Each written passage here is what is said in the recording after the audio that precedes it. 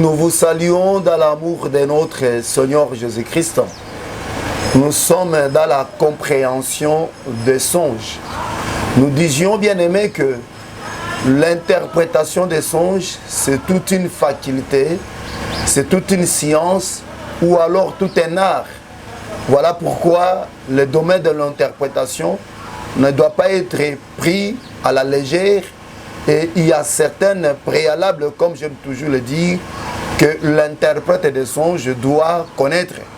Et là, nous évoluons dans la compréhension des songes, parce que nous disions, bien aimé, pour bien interpréter les songes, il faudra premièrement connaître les songes, mais deuxièmement, comprendre le songe. Et c'est là où nous sommes dans la compréhension, parce qu'il y a plusieurs éléments que nous allons citer dans l'interprétation des songes, mais nous sommes d'abord au deuxième élément, qui est la compréhension des songes. Et vous vous souviendrez que nous nous sommes basés, où nous sommes partis de cette écriture, où le Seigneur Jésus parlait aux Sadducéens, ou disait aux Sadducéens, vous êtes dans l'erreur parce que vous ne comprenez ni les Écritures, ni la puissance de Dieu. C'est-à-dire que pour comprendre le songe, il est appelé aussi à avoir la compréhension du songe. Et c'est comme ça que nous vous disions depuis longtemps, s'il faut que nous nous répétions, que interpréter le songe, c'est toute une faculté. Quand vous prenez Daniel chapitre 5, verset 12, le roi Belchazzar qui dira à Daniel, j'ai appris de toi que tu as la faculté d'interpréter le songe. Ça, c'est quelque chose que les Chaldéens ainsi que le magicien de Babylone ne pouvaient pas le faire parce qu'ils n'avaient pas ce pouvoir-là, ils n'avaient pas cette capacité-là.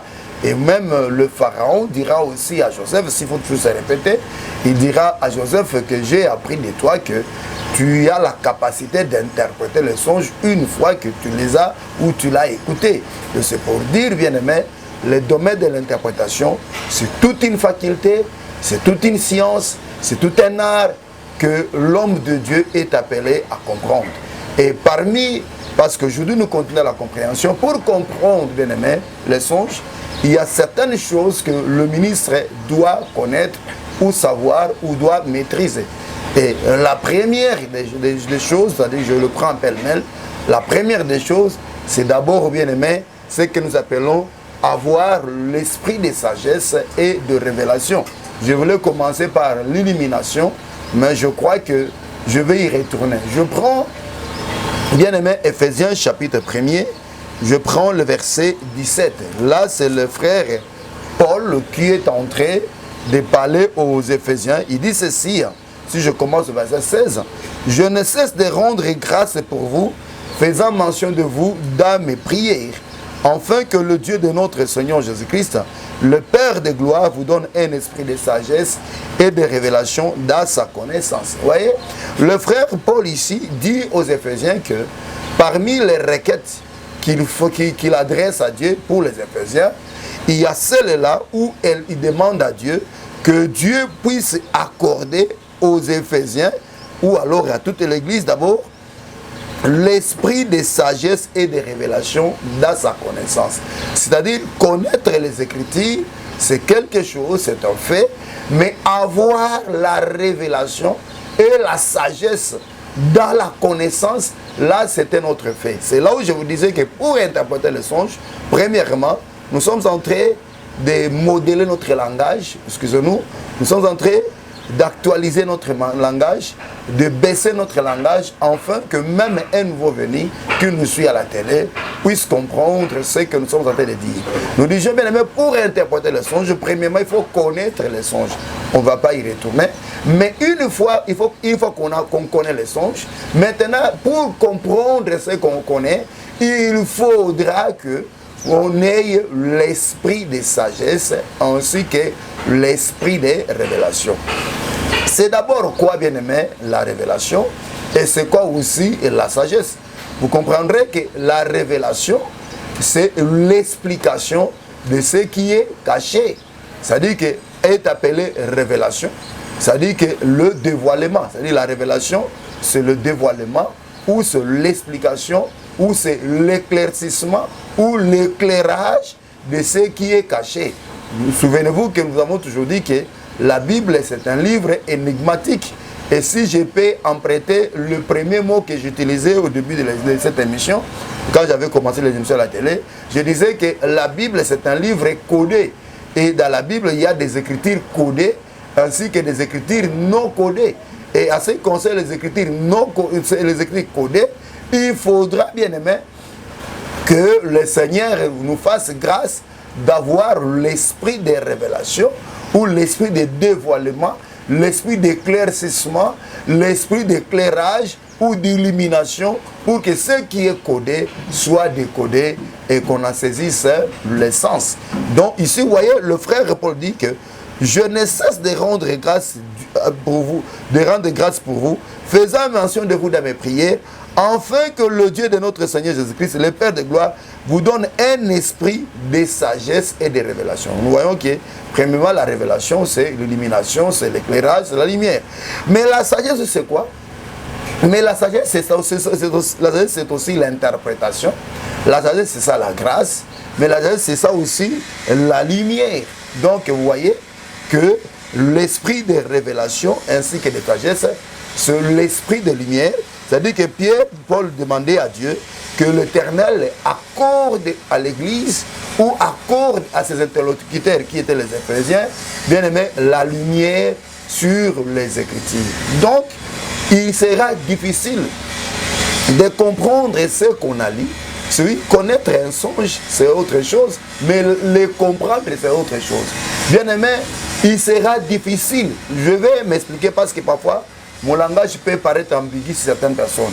Ça voulait dire que connaître les Écritures, tout le monde peut connaître les Écritures. Hein? Même les professeurs de l'IPEN, c'est-à-dire de l'université pédagogique, ils peuvent vous réciter les Écritures comme des grands perroquets. Mais, tu m'excuses, je ne les traite pas de perroquets. Mais à ce qui concerne la compréhension, là, il faudra l'illumination du Saint-Esprit. Il faut que le Saint-Esprit puisse vous illuminer. Et on ne peut pas entrer dans le domaine de l'interprétation et mettre le Saint-Esprit à côté. Non, là, en tout cas, bien aimé, sachez que c'est une erreur.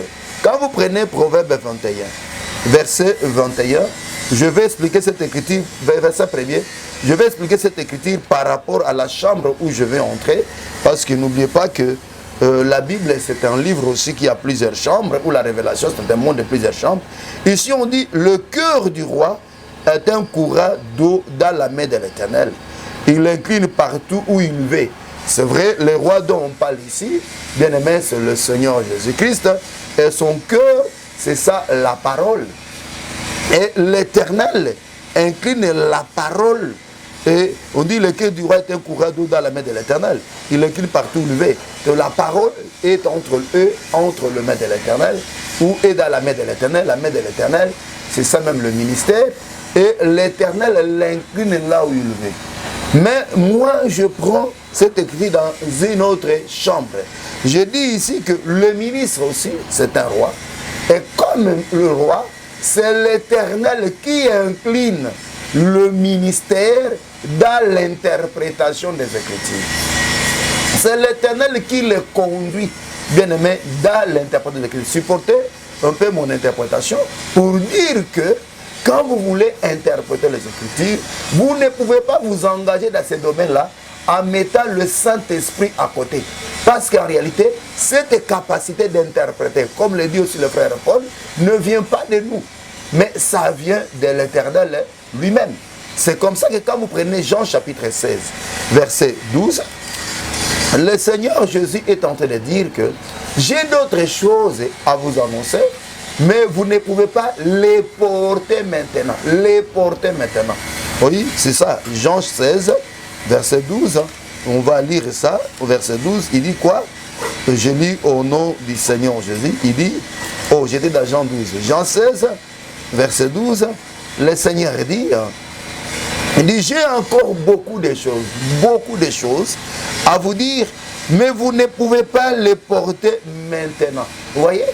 C'est-à-dire que, bien aimé, à ce moment-ci, quand Jésus parlait, parce que je vous disais que dans l'interprétation des paroles, dans l'interprétation des Écritures, il faut savoir aussi positionner le discours par rapport au temps. Ça, c'est très important et je crois que nous y reviendrons. Et quand vous lisez les Écritures, il faut toujours savoir positionner l'auteur ou l'interlocuteur, plutôt, ou l'auteur ou celui qui parle, par rapport, le positionner par rapport au temps et positionner son discours aussi par rapport au temps. Je ne sais pas si vous comprenez. Ici, vous positionnez d'abord celui qui parle par rapport au temps et puis vous positionnez ce qu'il dit par rapport au temps. Ici, le Seigneur dit, j'ai encore beaucoup de choses à vous dire. Quand il parlait là, c'était avant que le Saint-Esprit soit donné, soit accordé aux apôtres. Maintenant, il dit, vous ne pouvez pas le porter maintenant. Le maintenant, là, c'est le temps de la loi. Dans ce temps de la loi, dans le temps où Christ et Jésus étaient sur la terre, parce que Christ était toujours sur le temps de la loi, à ce temps-là, le peuple ne pouvait pas encore, le ministre qui était devant lui, ne pouvait pas encore recevoir la révélation. Donc il a fallu qu'il y ait un temps. Quel temps? Le temps maintenant du Saint-Esprit. C'est comme ça que quand vous prenez le verset 4, 13, il dit, quand le consolateur sera venu, quand le consolateur sera venu, quand? C'est-à-dire après la croix, à la Pentecôte, quand le Saint-Esprit viendra, l'Esprit de vérité, il vous conduira. C'est lui qui vous conduira. C'est-à-dire, c'est lui qui fera que vous puissiez porter ces choses. Mais les choses dont le Seigneur Jésus disait, c'était quoi? C'était la révélation. Parce que quand Christ était sur la terre, il a dit ceci, lorsque je vous ai parlé de ce qui est terrestre, vous n'avez pas compris. Comment allez-vous comprendre lorsque je vous parlerai de ce qui est céleste? C'est-à-dire qu'il y a un temps où il a parlé de ce qui est terrestre, mais il y a un temps aussi où il devait parler de ce qui est céleste. Oh, ce qui était terrestre ici, c'était la loi, c'était le parabole. Quand Jésus-Christ est venu, comme l'un des prophètes, parmi d'autres prophètes, on vous a toujours dit ça dans Osée chapitre 12, verset 10, il ne pouvait qu'intervenir par des paraboles. Souvenez-vous que cette écriture d'Osée 12, 10, c'est devenu un cantique de chaque jour dans cette émission. C'est-à-dire que le Seigneur Jésus, en venant comme le prophète, comme le grand prophète, il ne pouvait que parler en parabole comme les autres prophètes. Mais il a fallu maintenant que le temps change, afin que le Saint-Esprit soit accordé, parce qu'il est écrit que accorder, donner la dîme, et j'ouvrirai pour vous les églises des cieux. Et vous voyez, dans Malachie chapitre 3 verset 10, le Seigneur dit qu'on donne la dîme et il ouvrira les églises des cieux. Oui, la dîme a été donnée à la croix. Et une fois que la dîme était donnée à la croix, bien aimé, les églises des cieux étaient ouvertes et maintenant nous avons le Saint-Esprit. Et le Saint-Esprit étant venu, l'une des missions du Saint-Esprit, c'est de nous aider à porter le grand de choses. Il dit ici, le grand de, il dit, j'ai encore beaucoup de choses. C'est beaucoup de choses qu'il dit, c'est quoi? Le beaucoup de choses ici. Quand vous prenez Jérémie 33, verset 3, parce que quelqu'un me dit, mais toi tu dis de grandes choses, mais là on dit beaucoup de choses, oui. C'était par rapport à Jérémie 33, verset 3. Je vais lire au nom du Seigneur Jésus-Christ. Il dit, invoque-moi, je te répondrai. Je t'annoncerai des grandes choses, des choses cachées que tu ne connais pas. Vous voyez? C'est-à-dire que les choses dont le Seigneur était en train de dire ici, beaucoup de choses qu'il parlait ici, c'était des grandes choses, alors des choses cachées, les choses qu'il ne connaissait pas. Il dit à Jérémie, invoque-moi, je te répondrai, je t'annoncerai des grandes choses, des choses cachées que tu ne connais pas. Mais à ce temps-là, le Saint-Esprit n'était pas encore accordé aux apôtres, donc ils ne pouvaient pas les porter. Donc il a fallu que le Saint-Esprit vienne, et quand le Saint-Esprit viendra, lui bien-aimé va les aider à porter cette révélation. Voilà pourquoi une église qui n'a pas le Saint-Esprit, c'est une église, d'abord ce n'est pas une église, donc je voulais dire quoi? Une congrégation, une communauté, une assemblée, pour ne pas parler d'église, qui n'a pas de Saint-Esprit, en réalité, bien-aimé, c'est une communauté morte et qui n'a pas la révélation de la parole. On pourra vous citer les Écritures matin, midi, soir, mais vous n'aurez jamais la vie. C'est comme ça que le frère Paul dira aussi, comment vous serais-je-t-il si je venais à vous parler en langue et que je ne vous parlais pas en révélation, en prophétie, en doctrine et en connaissance.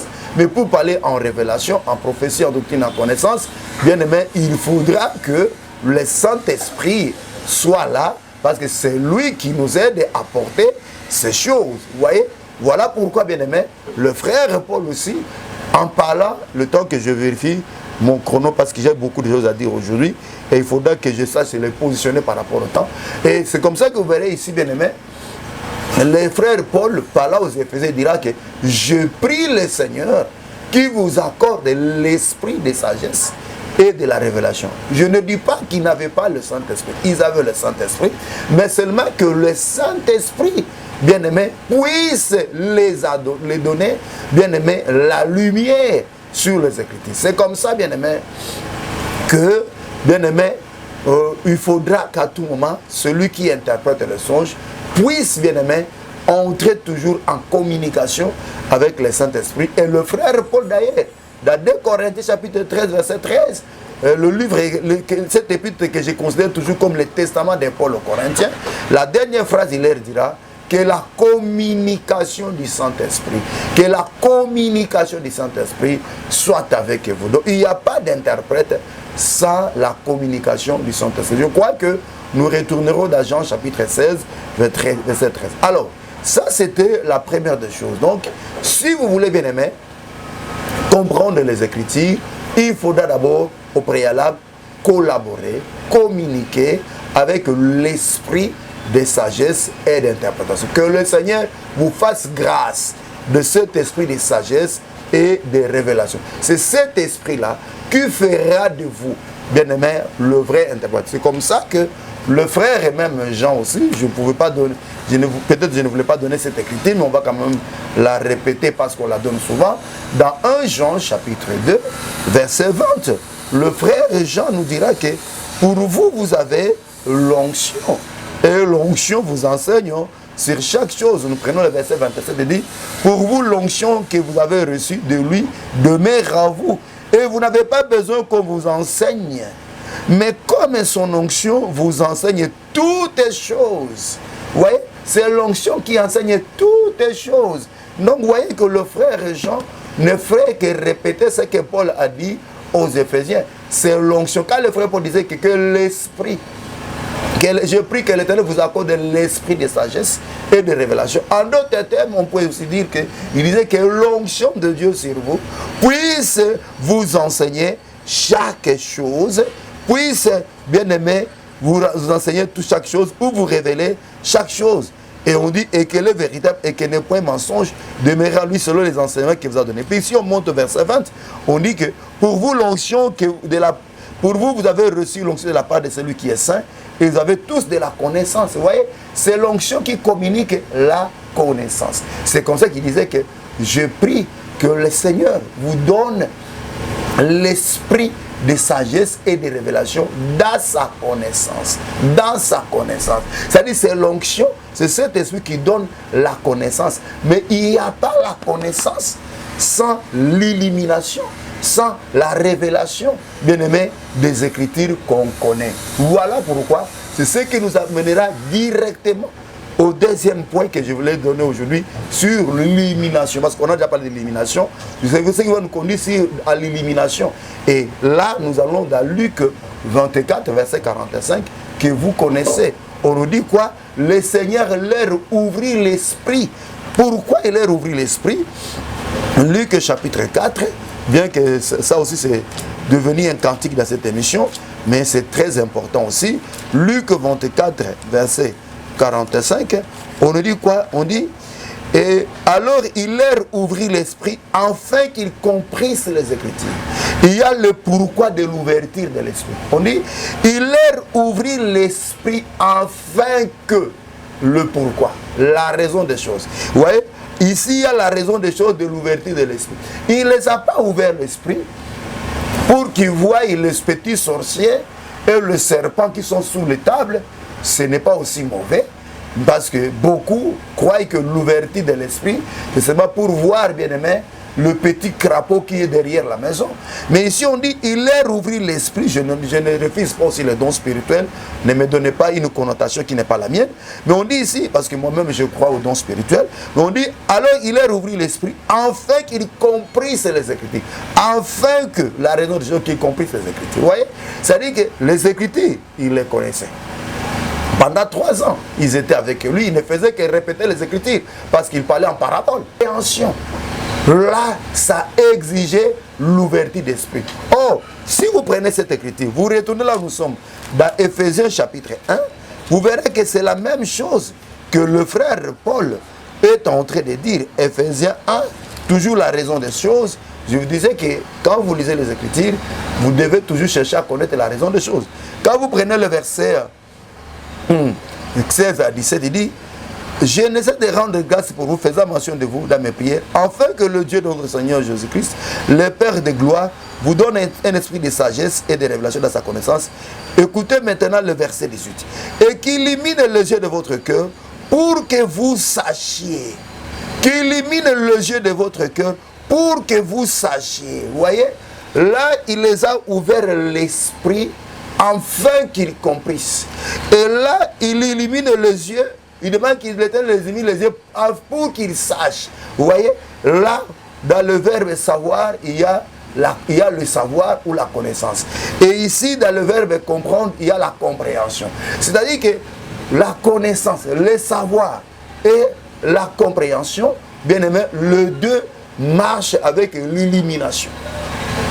Donc, la compréhension ainsi que le savoir marche avec l'illumination. Et bien aimé, l'ouverture d'esprit ici, c'est ça aussi, l'illumination des yeux du cœur. Vous voyez, c'est-à-dire que les yeux du cœur, c'est ça l'esprit. C'est-à-dire que les yeux éclairés, c'est ça l'esprit ouvert. C'est ça, bien aimé. Donc ici, on ne parle pas de deux boules de yeux, c'est deux boules qui sont dans mes orbites ici. Mais quand on parle ici, je m'excuse, quand on parle ici des yeux du cœur, c'est ça l'esprit ouvert. C'est-à-dire que l'illumination des yeux de l'esprit, c'est ça l'ouverture de l'esprit. Donc, on ne peut pas comprendre et avoir le savoir si, bien aimé, le Seigneur n'illumine pas les yeux. Voilà pourquoi il est très important, bien aimé, que nous prions, que Dieu puisse nous illuminer les yeux. Et quelqu'un va me dire, comment est-ce que le Seigneur peut nous illuminer les yeux? Et là, bien aimé, je parlerai de deux manières. La première des choses, bien aimé, le Seigneur illumine les yeux par la prière. C'est comme ça que le frère Pierre a dit que, le frère Paul a dit que je prie que le Seigneur illumine les yeux. Il ne faut jamais négliger la prière. Comme je l'ai toujours dit, que je me suis rendu compte que la prière est devenue une denrée rare chez certains, et puis tout un corvée chez plusieurs. Si je peux me répéter, denrée rare chez certains et corvée chez plusieurs. Bien-aimés, prions que le Seigneur nous illumine les yeux. Prions, bien-aimés, c'est très important. Mais la deuxième manière aussi, c'est par l'enseignement. Là, je suis à Emmaüs. On nous fait voir que le Seigneur Jésus faisait route avec Cléopas, que j'aime beaucoup, et son ami. Et pendant qu'il parlait, le Seigneur Jésus parlait. Pendant qu'il parlait avec le Seigneur Jésus, chemin faisant, ils sentaient que leur esprit bouillonnait en eux. Mais le bouillonnement d'esprit, ce n'était pas la fin. Mais une fois qu'ils sont arrivés à la maison, le Seigneur faisant semblant de continuer, il leur invitait, et bien aimé, en l'invitant, la Bible dit, lorsqu'il rompit le pain, ah oui, que Dieu soit loué. Lorsqu'il rompit le pain, leurs yeux furent ouverts. Et une fois que les yeux furent ouverts, bien aimé, maintenant ils pouvaient voir la représentation du Seigneur, le Seigneur disparu. Vous voyez? C'est-à-dire que pour qu'ils voient le Seigneur, pour qu'ils voient la représentation, il fallait que le Seigneur puisse lui-même rompre le pain. Donc ici, quand nous voyons le Seigneur qui rompt le pain, ça c'est le ministère. Donc bien aimé, l'illumination des yeux, Dieu nous les illumine aussi à travers aussi, bien aimé, l'explication des Écritures auprès du ministre. Voilà pourquoi, si vous voulez avoir de l'éclairage sur certains points des Écritures, il est aussi important de vous approcher de véritables ministres, des hommes à qui Dieu a fait la grâce de ces choses, ou à qui Dieu a fait grâce de ces révélations. Vous voyez, bien aimé, Paul a dit à Timothée, tu sais de qui tu as appris ces choses. Là, Paul parlait de lui. Moi que tu as appris ces choses. C'est-à-dire, c'est moi qui t'ai ouvert les yeux pour que tu comprennes ces choses. Donc, bien aimé, quand nous nous approchons des ministres de Dieu, le ministre, c'est à travers l'interprétation des Écritures, à travers, bien aimé, les pains rompus, bien aimé, à travers aussi les pains éclairés, si vous voulez, il nous aide à avoir les yeux ouverts ou à être illuminés. Voilà pourquoi je vais toucher un peu votre orgueil. Bien aimé, dans les choses de l'interprétation, il faut toujours être modeste et humble. Vous savez, le Seigneur, dans sa souveraineté, a fait que chacun des ministres puisse avoir une petite portion ou une portion par rapport à la grâce accordée, afin que chacun ait toujours besoin de l'autre. Et bien aimé, il y a des choses que vous interpréterez de plusieurs manières, que vous lirez plutôt ce que je voulais dire, vous lirez à tout, vous lirez de plusieurs manières et à plusieurs reprises, mais il vous faudra seulement être à côté d'un ministre, parfois que vous négligez même. Peut-être que vous voyez un enfant dans les choses de Dieu, mais il suffira qu'il dise seulement un mot, et bien aimé, et vous avez le pain quotidien.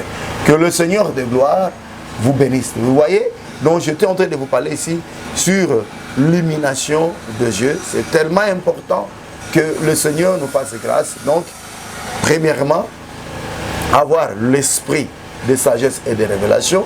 Deuxièmement, bien aimé, avoir aussi l'illumination. Bien aimé, que le Seigneur puisse vous illuminer. Et comment est-ce que nous devons être illuminés? Premièrement, par la prière, mais deuxièmement, bien aimé, par les hommes de Dieu. Mais n'oubliez pas aussi l'onction, parce que c'est l'onction qui illumine, bien aimé. Voilà pourquoi il vous sera difficile d'exercer le ministère si vous n'avez pas l'onction. En ce qui concerne l'illumination quant à la prière, je peux ajouter, il y a une pensée qui me vient par rapport à Daniel. Daniel, Shadrach, Meshach, Abednego, vous verrez que quand ils ont reçu, quand on les a parlé sur l'édit du roi, ils s'étaient retirés pour aller prier, afin que le Seigneur puisse le révéler, puisse les illuminer, afin qu'ils comprissent ou qu'ils arrivent à comprendre le songe du roi et son interprétation. Ça, c'est la prière. Mais je dis aussi que, j'ajoute aussi l'esprit, l'onction. La femme de Belchatsar avait dit que sur Daniel, il y avait un esprit supérieur. Et c'est cet esprit supérieur qui faisait que Daniel puisse interpréter les songes. Donc, bien aimé, n'oubliez jamais l'onction. C'est tellement important. Voilà pourquoi vous verrez que dans la consécration d'Aaron, parmi les éléments demandés, il y avait aussi l'onction. Ce n'est pas pour rien. C'était l'ombre des choses à venir. Et puis le Seigneur Jésus lui-même, en entrant dans le ministère, il dira que l'Esprit du Seigneur est sur moi. L'Éternel m'a oint pour annoncer. Vous voyez, on ne peut pas annoncer sans l'onction. C'est Ésaïe 61, là, quand Ésaïe parle du Seigneur Jésus. Et puis dans Luc chapitre 16, quand il nous parle de lui, il dit aujourd'hui, cette parole de l'Écriture s'est accomplie. Vous voyez bien aimé, c'est-à-dire que c'est l'onction qui fait que nous puissions annoncer. C'est comme ça qu'il dira dans Luc chapitre 12, lorsque vous amènerez devant les tribunaux, ne vous questionnez pas, ne vous inquiétez pas, c'est ce que vous direz. Le Saint-Esprit lui-même vous donnera à l'heure même ce qu'il faudra dire. J'ai aimé le témoignage d'un homme de Dieu qui intervient chez nous. Je le bénis, l'homme de Dieu, l'apôtre Yongi Emmanuel, qui me disait après l'interprétation, après le culte, il avait parlé, il a enseigné, et le peuple avait tellement jubilé, il avait tellement volé en révélation, que Dieu le bénisse. Il était étonné de voir comment est-ce que le peuple lui-même jubilait. Alors il me dira à la fin du culte, je me demandais qu'est-ce que je dois parler. Jusqu'en venant ici, je me posais toujours des questions. Qu'est-ce que je dois dire au peuple? Et d'un coup, le Seigneur m'a donné cette écriture. Et voilà. Et je suis surpris de voir que le peuple est en train de jubiler. Donc il y avait une véritable communion entre lui et le peuple. Même moi parce que c'est moi qui interprétais, à un certain moment je me disais, mais est-ce qu'il faudra que je continue à interpréter ou alors que je prenne mon stylo, que je commence aussi à écrire? Vous voyez, quand le Saint-Esprit parle, en tout cas, le cœur bouillonne, le cœur tombe dans la joie, c'est-à-dire que, bien aimé, le Saint-Esprit égaye le cœur. Donc, que le Dieu des cieux vous soit béni. Alors, le temps que je vérifie mon chrono, Je vais répéter, oui, il me reste quelque chose comme 15 minutes. Merci. Je vais répéter quelque chose que j'ai toujours dit et je vais encore le répéter quand nous parlons sur le guide. Nous sommes dans Actes des Apôtres, chapitre 8, verset 31. Acte 8 et 31. Et Philippe, le Seigneur dira à Philippe, approche-toi de ces chars. Quand vous prenez Acte chapitre 8, il a été demandé à Philippe, Acte 8, verset 31, nous allons lire au nom du Seigneur Jésus-Christ. On nous dit ceci, au verset 29, l'Esprit dit à Philippe, avance et approche-toi de ces chars. Vous voyez bien aimé, souvent je me demande pourquoi les gens ne veulent plus communiquer avec le Saint-Esprit. Bien aimé, il n'y a pas d'église sans le Saint-Esprit. Il n'y a pas de ministère sans le Saint-Esprit. Et bien aimé, il n'y a rien dans les choses de Dieu sans le Saint-Esprit. Excusez-moi d'abord que je vous fais cette parenthèse. Parce que aujourd'hui, dans certaines assemblées, chez certains hommes de Dieu, c'est comme si le Saint-Esprit n'existe plus. Et c'est comme ça que tout est devenu mécanique. D'abord, vous devez savoir que le patron de l'église, c'est le Saint-Esprit. Bien aimé, le peuple, quand il marchait dans le désert, je l'ai toujours dit que ce n'était pas Moïse qui conduisait le peuple, mais c'était la colonne de feu qui était au-dessus, qui conduisait le peuple. Oh, la colonne de feu, c'est Dieu lui-même qui est le Saint-Esprit. C'est comme ça qu'il est écrit pour cette église d'Asie, que celui qui a les oreilles écoute ce que l'Esprit dit aux églises. C'est l'Esprit qui parle. Je saute ça. Même bien aimé, à ce conseil de ministère, c'est le Saint-Esprit qui utilise ses serviteurs. Quand vous prenez Acte chapitre 13, on dit, pendant qu'ils servaient Dieu dans leur ministère, le Saint-Esprit dit, mettez-moi Paul et Barnabas, à part pour l'œuvre à laquelle je les ai appelés. Et puis on nous dit, après avoir gêné, ils les imposaient les mains et envoyés par le Saint-Esprit, ils allèrent à Cilicie et d'autres pays, d'autres villes. Vous voyez, c'est toujours le Saint-Esprit bien-aimé. Non, on ne doit jamais passer à côté du Saint-Esprit si on veut vraiment faire l'œuvre de Dieu comme il se doit. Négliger le Saint-Esprit, c'est tomber dans les mécaniques. Et quand vous tombez dans les mécaniques, c'est la chair qui prend chair. Et quand la chair prend place plutôt, là, il n'y a plus la vie. C'est comme ça qu'aujourd'hui, vous verrez qu'il y a plusieurs sermons qui sont donnés dans les assemblées. Mais après, il n'y a pas la vie. Pourquoi ? Parce que ce sont des sermons donnés sous l'impulsion de la chair et non pas sous l'impulsion du Saint-Esprit. Si c'est le Saint-Esprit qui vous pousse à parler sur l'hippopotame, comme mon prédicateur d'hier nous a exposé sur l'hippopotame, bien aimé, quoi que soit le langage soit très élevé, le peuple témoignera la manifestation, témoignera la puissance de Dieu, témoignera la grande main de Dieu. Mais si les choses dont vous dites, bien aimé, sont propulsées, sont sous l'impulsion de la chair, quoi que soit la dimension ou le dimension des révélations que vous donnerez, il n'y aura pas là. Ici on nous dit, l'Esprit dit à Philippe, avance et approche de ces chars.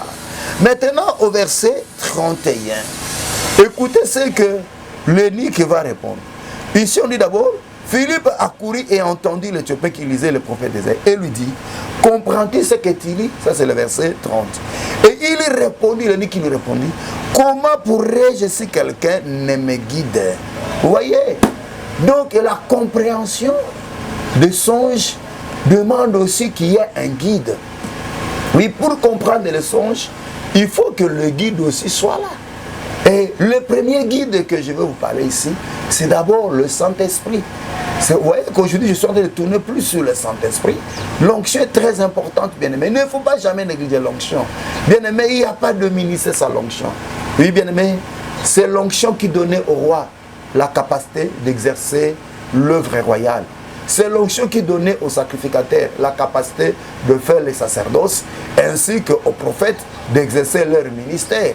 Dans l'ancienne alliance, vous vous souviendrez qu'il y avait l'onction royale sur les rois, prophétique sur les prophètes, ainsi que sacerdotal sur les souverains sacrificateurs. Et ces trois types d'onction, bien-aimés, se sont accomplis dans Christ Jésus qui est le ministère.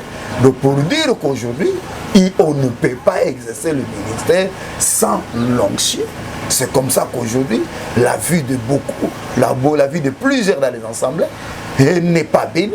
Pourquoi leur vie n'est pas bénie? C'est parce qu'en réalité, celui qui c'est ceux qui sont devant eux, ceux qu'on appelle le collège. Parfois, bien aimé, ils n'œuvrent pas sous l'onction, mais ils œuvrent sous autre motivation ou sous autre impulsion. Il faut que ce soit l'onction qui vous pousse, bien aimé, à faire et à parler de la part du Seigneur, parce qu'on dit que c'est poussé par le Saint-Esprit que les hommes ont parlé de la part de Dieu. Même les prophètes de l'Ancienne Alliance qui faisaient des recherches et des investigations, on dit c'était par rapport à l'Esprit de Christ qui était en eux. Ici on dit, Philippe va poser, comprends-tu ce que tu lis? Et lui il va répondre, comment pourrais-je le comprendre si quelqu'un me guide? Oui, c'est ce que le Seigneur Jésus a dit aussi dans Jean chapitre 16, que j'ai beaucoup de choses à vous dire au verset 12, que vous ne pouvez pas porter maintenant. Pour le porter, il faudra que le Saint-Esprit puisse vous conduire. C'est 13. Il dira que le Saint-Esprit, l'Esprit de vérité. Merci mon frère. Je me signale qu'il me reste 9 minutes, je crois que c'est pas là qu'on finira aujourd'hui. Quand vous prenez, je suis au verset 16, au chapitre 16 plutôt, au verset 12, Jean chapitre 16, au verset 13, il dit, quand le consolateur sera venu, l'Esprit de vérité, il vous conduira dans toute la vérité, car il ne parlera pas de lui-même, mais il dira tout ce qu'il aura entendu, et il vous enseignera les choses à venir. On dit ici, je prends la première phrase, on dit, il vous conduira dans toute la vérité. Vous voyez? C'est-à-dire que pour comprendre, pour interpréter, pour avoir la compréhension du songe, il faudra d'abord que l'auteur des Écritures, qui est le Saint-Esprit, on dit c'est pousser, toute écriture est inspirée de Dieu. Il faudra que l'auteur, qui est le Saint-Esprit lui-même, on dit c'est poussé par le Saint-Esprit, que les hommes ont parlé de la part de Dieu. Il faudra que lui-même, le Saint-Esprit, qui est l'auteur des Écritures, puisse vous conduire dans toute la vérité. C'est-à-dire c'est lui qui vous conduira dans toute la révélation. La vérité ici, c'est la lumière. C'est dans toute la lumière. C'est lui qui vous dira, voilà, cette écriture que vous lisez, voici maintenant la vérité. Et il vous conduira dans toute la vérité. Mais comment vous conduira-t-il? Là, vous prenez Ésaïe 34. C'est comme ça que je vous disais que l'interprétation, c'est tout un art. C'est toute une science. C'est toute une faculté. C'est tout un pouvoir, tout un domaine, bien aimé, où il ne faut jamais s'hasarder. Sinon, vous donnerez au peuple les colloquettes sauvages. Nous sommes dans Ésaïe 34, verset 16. Lisons au nom du Seigneur Jésus. C'est écrit, consultez le livre de l'Éternel et lisez. Aucun d'eux ne fera défaut, ni l'un ni l'autre ne manqueront, car sa bouche l'a ordonné. C'est son esprit qui les rassemblera. On dit, qui va rassembler? Vous lisez, on dit, vous consultez le livre éternel, consultez, lisez, je m'excuse, mais à ce qui concerne le rassemblement, c'est le Saint-Esprit qui va rassembler. C'est-à-dire, quand vous lisez, quand vous consultez, bien aimé, c'est le Saint-Esprit qui vient maintenant rassembler toutes ces choses-là pour vous donner toute la vérité. Donc, le premier guide ici, c'est le Saint-Esprit. Là, je sens encore que quand on va retourner à la mission prochaine, nous risquons de retourner à ce que nous disions. On n'est pas aussi mauvais à ce qui concerne les hommes de Dieu.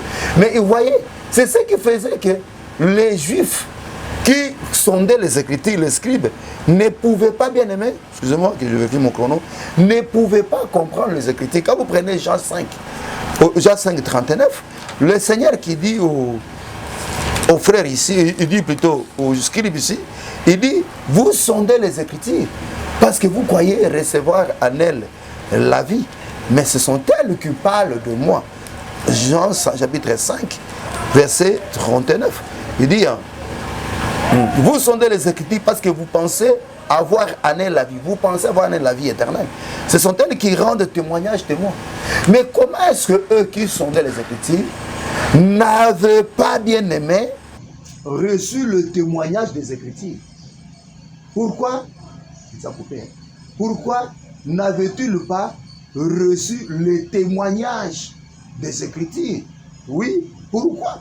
Parce qu'en réalité, en sondant les Écritures, je m'excuse parce que j'ai parlé à mon caméraman, Pourquoi, bien-aimés? On dit, vous sondez les Écritures parce que vous pensez avoir allé la vie éternelle. Ce sont elles qui rendent témoignage de moi. Mais pourquoi eux, le scribe ici, en sondant les Écritures, n'avaient pas reçu le témoignage des Écritures? Oui, ils n'avaient pas reçu et ils ne pouvaient pas le recevoir parce qu'en sondant les Écritures, ils ne les sondaient pas avec le Saint-Esprit. Vous voyez, ils ne les sondaient pas avec le Saint-Esprit. Je crois que c'est par là que nous allons finir et nous allons continuer. Ils ne les sondaient pas avec le Saint-Esprit. Pourquoi ils ne les sondaient pas avec le Saint-Esprit? Parce qu'ils n'avaient pas le Saint-Esprit. Mais là, dans Jean chapitre 16, il dira que le Saint-Esprit, au verset 13, il dit, le Saint-Esprit, il dira tout ce qu'il aura entendu et il vous annoncera les choses à venir. Il ne parlera pas de lui-même, mais il dira tout ce qu'il aura entendu. Et ils sondaient les Écritures, mais ils n'avaient pas le témoignage des Écritures parce qu'ils n'avaient pas le Saint-Esprit. Mais nous, dans cette dispensation, quand nous sondons les Écritures, nous avons aussi le témoignage des Écritures parce que nous avons le Saint-Esprit. Et c'est comme ça que nous comprenons les Écritures. Donc, en ce qui concerne les guides, on met d'abord, nous mettons d'abord par là et nous allons continuer dans la prochaine émission parce que là, nous avons parlé pendant 42 minutes et nous reste 3 minutes, le temps que nous puissions donner le communiqué. Que le Dieu de Dieu d'abord vous bénisse abondamment, qui vous visite et qui vous visite aussi, et qui se manifeste dans tous vos problèmes et ceux qui sont malades, qui reçoivent la guérison, que Dieu fasse disparaître le cancer et les autres maladies au nom puissant de Jésus. Nous vous informons que chaque samedi, nous avons samedi Losambo. Et ce samedi encore, c'est Kitega numéro 50, de 6h à 8h30. Vous voyez que nous avons ajouté 30 minutes. C'est par rapport à tout ce que le Seigneur a envie de faire et par rapport aussi à la demande du peuple. Donc nous sommes là de 6h à 8h30. Samedi Losambo, Kitega numéro 50, non loin des avenues Bokassa et Bakongo. Nous sommes à la 4e parcelle et à l'ensemble de Kitega. Quand vous y arrivez, vous allez voir l'ensemble, c'est visible. Et c'est là où nous sommes chaque samedi. Et au 6h à 8h30, nous serons ce samedi. Et puis, nous avons notre groupe WhatsApp devant sa face. Le numéro est en bas de l'écran, à ma gauche ici. 80 87 87 418 plus 243 80 87 87 418. Vous pouvez aussi nous suivre là, nous envoyez votre numéro. Nous allons vous ajouter dans notre groupe de prière WhatsApp. Nous prions chaque jour de 23h à minuit et de 5h à 6h. Nous avons aussi notre compte YouTube. Vous pouvez nous consulter sur Tchotcho Kipwani TV. Là, par la grâce de Dieu, avec le concours de notre bien-aimé Mouchele, nous y emmagasinons nos enseignements et nous lui rendons merci, nous disons merci. Mais n'oubliez pas que nous avons un grand événement que nous allons tenir le 25, le 26 et le 27 juin. C'est une grande fête de l'évangile sur Kitega numéro 50. La bande passante passe en dessous, vous la voyez. Et puis il y a les spots publicitaires qui passent à la RTV. Et bien aimé, là nous allons parler sur le premier poisson. Le premier poisson. Et ne manquez pas cette activité parce que ça sera une activité riche en révélation, riche en connaissance et puis riche en puissance parce que le Seigneur de gloire se manifestera. Vous êtes notre invité et puis invitez les amis et le Seigneur de gloire vous bénira. En tout cas, n'oubliez pas cette activité parce que rater cette activité, c'est passer à côté de bienfaits que Dieu vous a préparés pour le 25, le 26, le 27. Et c'est moi, votre humble serviteur, le frère Ariel Kipwani Tchotcho, c'est moi qui vais prêcher et animer cette campagne, si on peut l'appeler comme ça. Que le Dieu de Dieu bénisse. En tout cas, nous vous remercions beaucoup et que le Dieu de cieux étende sa main sur vous et qu'il vous accorde la guérison, comme je l'avais dit, la bénédiction et qu'il réponde à tous vos besoins au nom puissant de Jésus. Si vous avez besoin de nos audios, écrivez-nous et nous allons vous les envoyer. Toutes mes salutations à mon frère Gérian à Pointe-Noire et à tous ceux-là qui nous suivent de partout. Soyez bénis. Ciao et que Dieu bénisse. Merci.